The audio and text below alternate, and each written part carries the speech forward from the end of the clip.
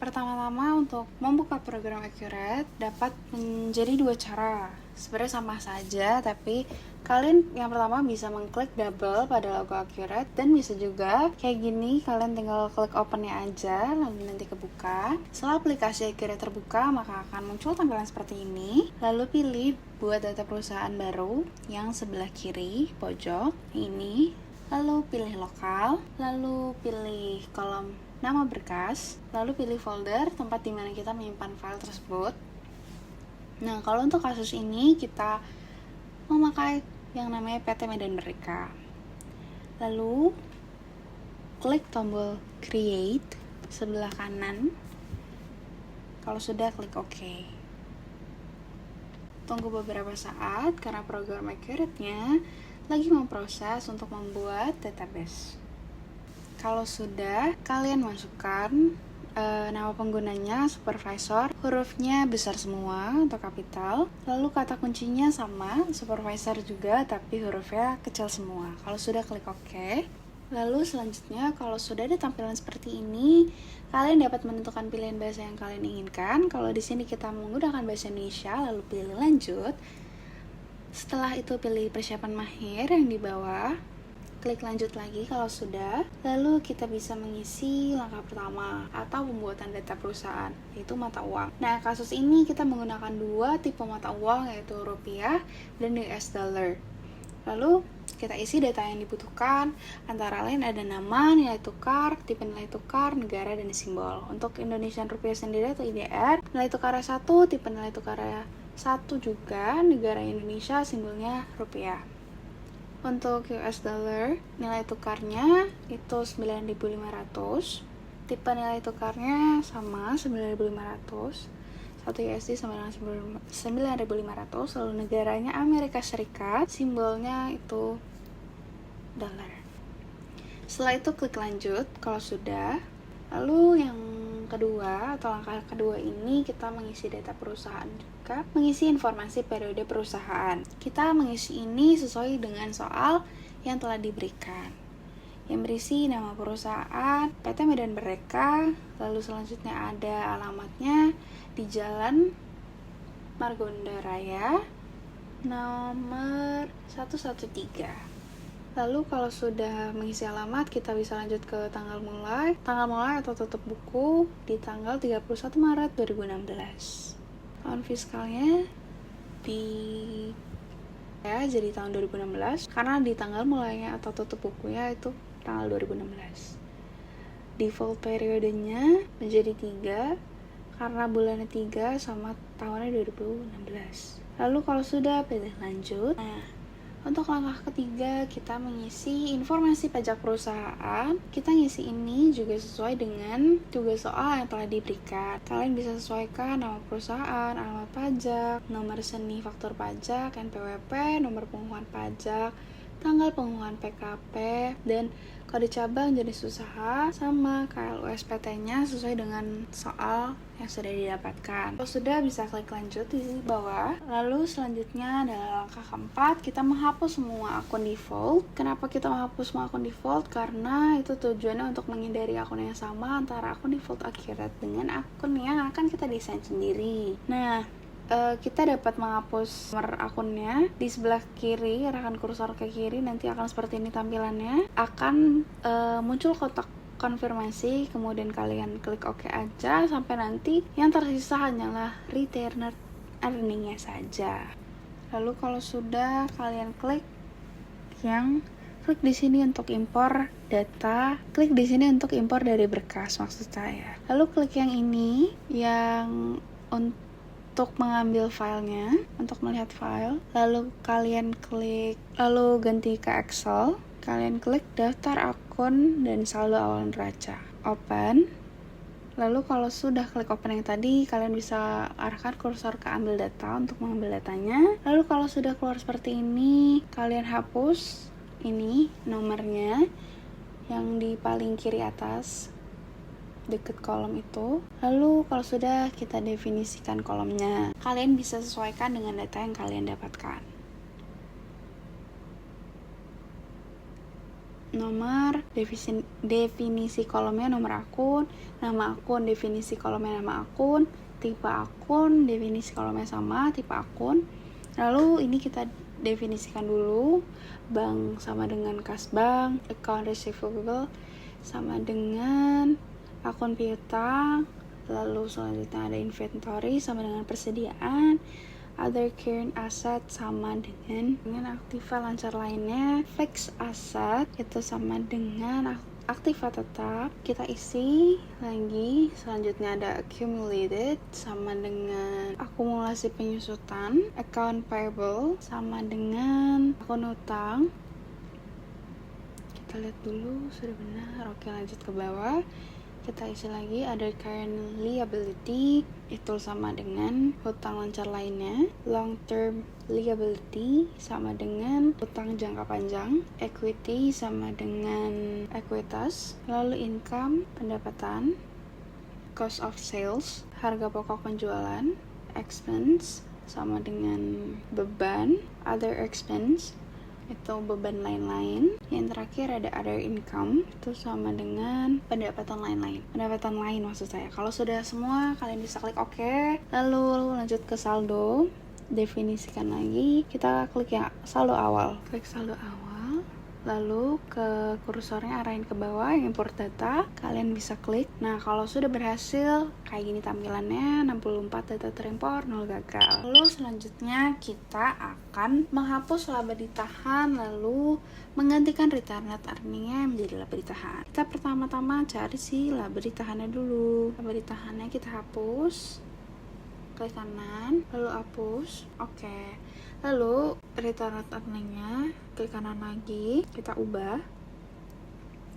Nomor akunnya kita ubah menjadi 3102. Return net earning-nya juga kita ubah jadi laba ditahan. Kalau sudah, klik OK deh. Nah, kita cari dulu laba ditahan.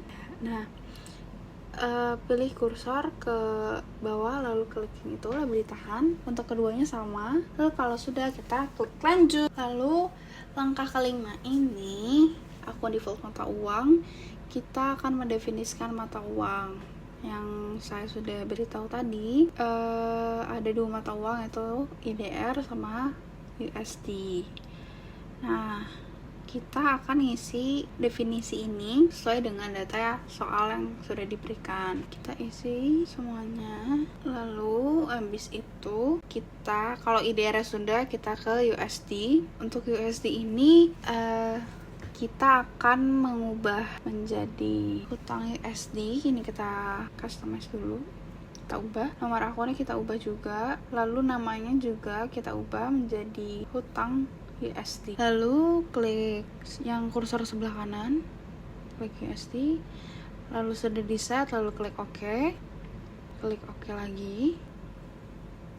Lakukan hal yang sama untuk yang berikutnya.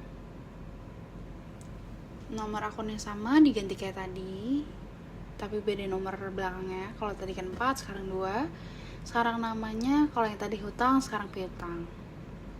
Lalu klik OK, ubah dulu ke USD.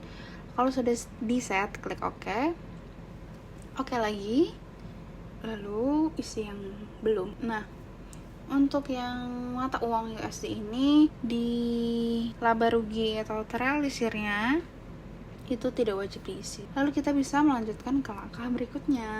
Lanjut. Nah, langkah ke-6 ini ada syarat pembayaran. Syarat pembayaran yang akan dilakukan adalah COD dan net 30. Kita ketik dulu diskonan 0, harga 0, jatuh temponya itu kita ketik 30, namanya itu COD dan netnya 30 seperti yang tadi saya sudah bilangkan. Lalu ke pajak ini kita klik manual, kodenya itu T, namanya PPN, keterangannya itu pajak pertambahan, nilai persennya itu 10, pajak penjualannya 202, lalu pajak pembeliannya itu 1502, akun pajak penjualannya itu PPN keluaran, lalu akun pajak pembeliannya ini PPN masuk. Kolomnya sudah terisi dengan lengkap, kita bisa lanjut ke tahap berikutnya. Lalu untuk langkah ketujuh ini ada tipe pelanggan dan metode pengiriman. Kita ketik untuk tipe pelanggan ini ada umum dan khusus. Lalu untuk metode pengiriman ada Tiki dan FedEx. Lalu kalau sudah terisi, klik lanjut. Untuk ke tahap selanjutnya, tahap 8 yaitu impor data Excel pelanggan. Kita klik dulu, klik di sini untuk impor data. Kita klik yang ini. Kita pilih datanya, kita ubah dulu ke Excel. Lalu kita pilih data pelanggan. Kalau sudah diklik, klik open, lalu ambil data. Nah, seperti biasa, ini kita hapus yang di atasnya, tipe pelanggan. Tipe pelanggan kita hapus. Yes, kalau sudah, kita akan definisikan. Tipe pelanggan itu kita definisikan ke khusus, umum ke umum. Oke. Lalu nomor pelanggan ke nomor pelanggan. Nama pelanggan, mata uangnya itu kita ada 2, ada INDR dan USD. Kita INDR ke INDR, USD ke USD. Lalu kalau udah, kita klik OK. Selanjutnya ada pajak pertama, kita klik pajak pertama, kita definisikan ke PPN, klik OK. Lalu saldo awalnya ke saldo awal, kita cari dulu ke bawah. Fakturnya itu kita definisikan ke faktur saldo awal. Lalu tanggal fakturnya itu saldo per tanggal. Terminnya itu kita ke syarat, definisi ke net 30 ke net 30, jadi kejauhan deh. Lalu oke, NPWP-nya nomor pajak. Lalu kalau sudah, kita impor data. Berhasil, kita akan lanjut ke tahap selanjutnya. Lalu selanjutnya langkah 9 yaitu pemasok.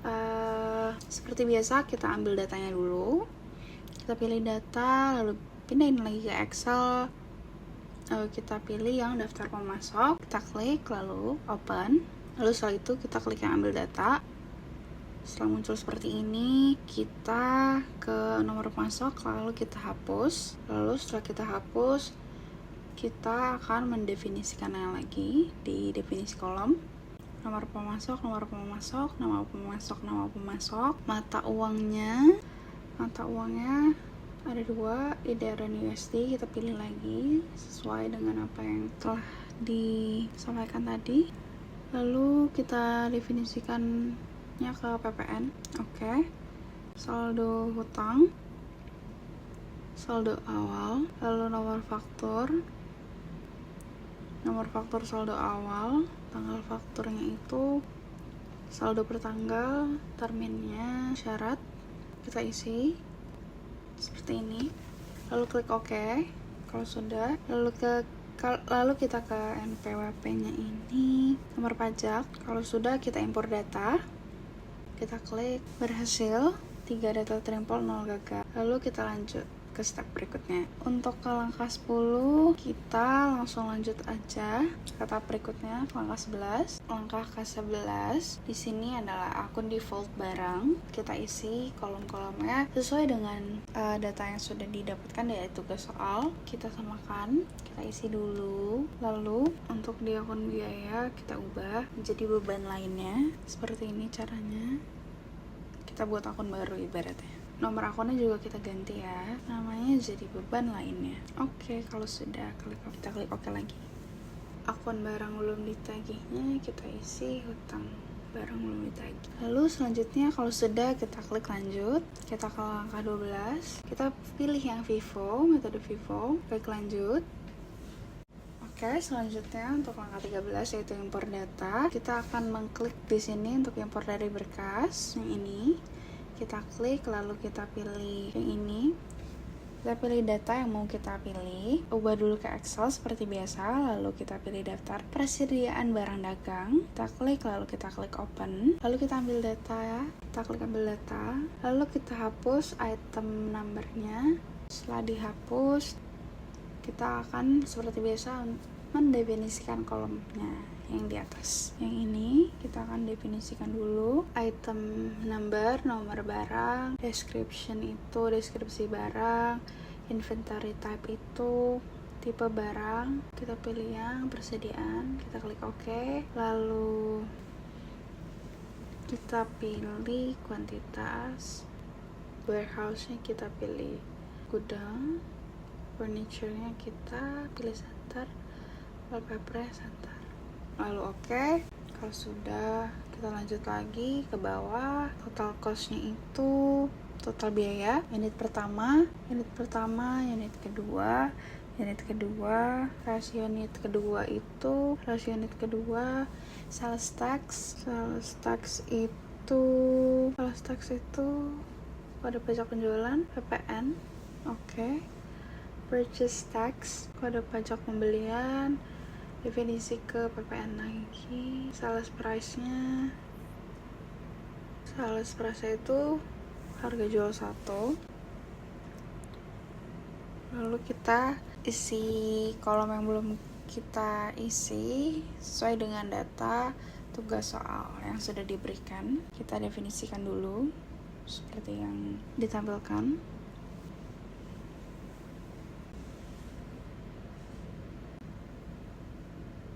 Kita lanjut.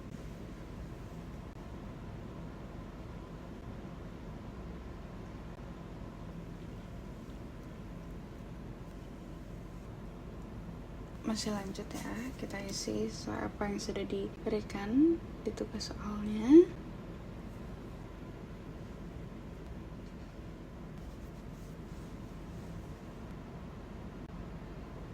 Lalu sudah, kita klik OK.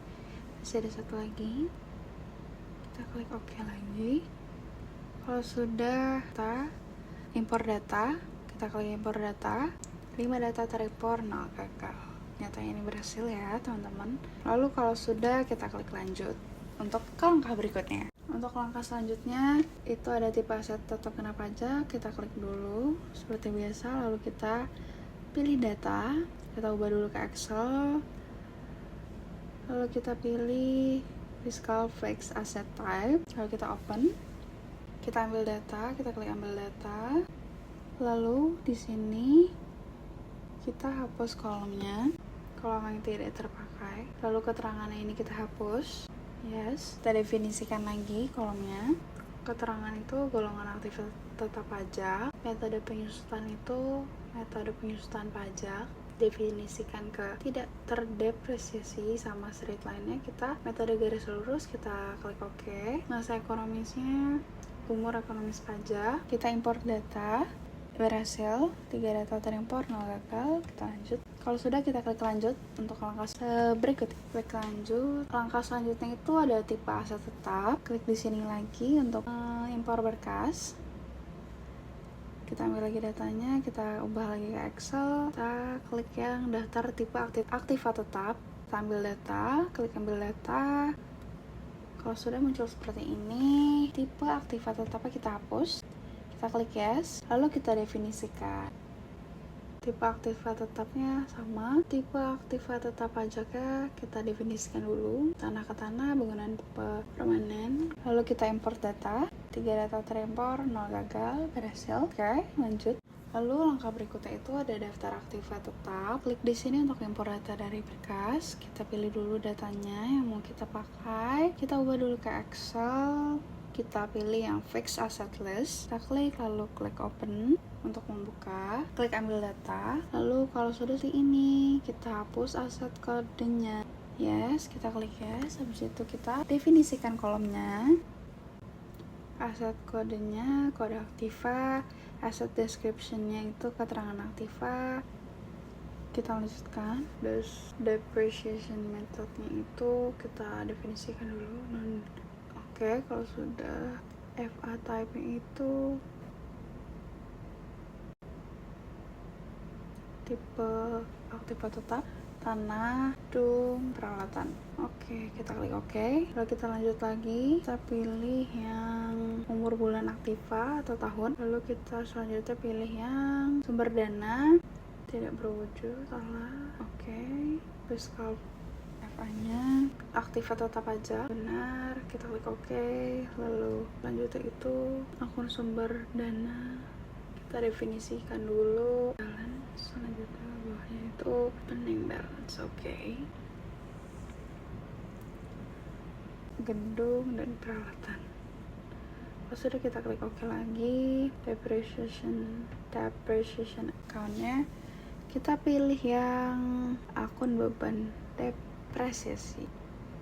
Kita definisikan, kita samain aja, kita klik OK kalau sudah. Lalu accumulate depreciation account, definisikan lagi akun penyusut gedung. Kalau sudah semua, kita import data. Oke, di sini berhasil ya, 4 data terimpor, 0 gagal. Lalu kalau sudah, kita klik lanjut untuk ke langkah berikutnya. Untuk langkah selanjutnya ini, setelah langkah 1 sampai 18 tadi sudah kita lengkapi, maka kita akan klik sebentar, kita cek dulu apakah sudah lengkap semua. Kita akan melakukan akhir. Oke, di sini sudah. Selamat, sekarang Anda tulisannya seperti tadi. Lalu kita ke daftar laporan, kita klik yang buku besar, raca saldo, kita pilih dulu di sini.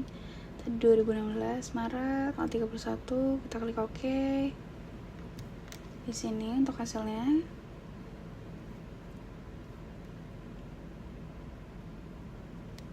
Hasilnya segini. Jika hasilnya sudah balance,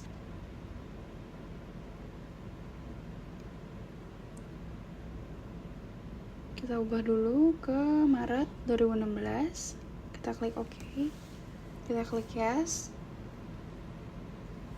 Nah, jika hasil sudah balance dengan raca saldo ini, berarti sudah benar untuk semuanya. Oke, sekian, terima kasih.